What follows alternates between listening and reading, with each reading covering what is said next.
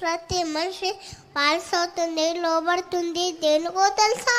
పాపానికి. మనిషి పాపానికి బానిసయ్యాడు. అసలు ఒక మనిషి ఎప్పుడు బానిసవుతాడో మీ బైబిల్ ఓపెన్ చేసి చూడండి. రోమాపత్రిక 6వ అధ్యాయము 16వ వచనము. రోమాపత్రిక 6వ అధ్యాయము 16వ వచనము.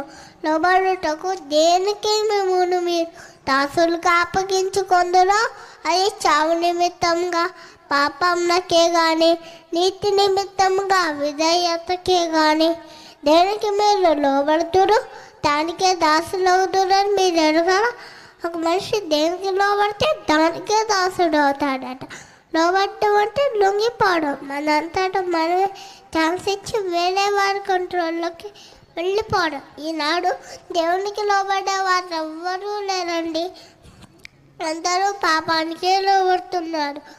ఆది తల్లి అయిన హవ్వ మొదలుకొని ఒక్కొక్కరు ఒక్కో దానికి, కొందరు దానానికి, కొందరు రతకాలానికి, కొందరు మద్యానికి, కొందరు మత్తు పదార్థాలకు, కొందరు స్త్రీలకు, కొందరు సెల్ ఫోన్లకు, కొందరు విలాసాలకు. ఓవరాల్గా అందరూ అవ్వాదికే లోబడుతున్నారు, పాపానికి దాసులు అవుతున్నారు.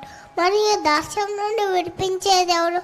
మహాత్మా గాంధీయా, నెల్సన్ మండేలానా, అబ్రహాం లింకనా, నరేంద్ర మోదీనా? ఎవరు విడిపిస్తారు?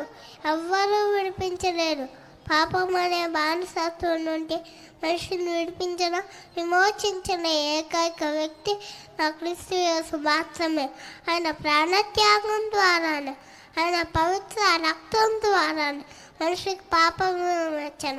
ఒక మనిషి ఎప్పుడు బాప్తిస్మం పొందుతాడో అప్పుడు పాపం నుండి విడుదల స్వాతంత్రాన్ని పొందుతాడు. కనుక యేసుక్రీస్తు ద్వారా స్వాతంత్రం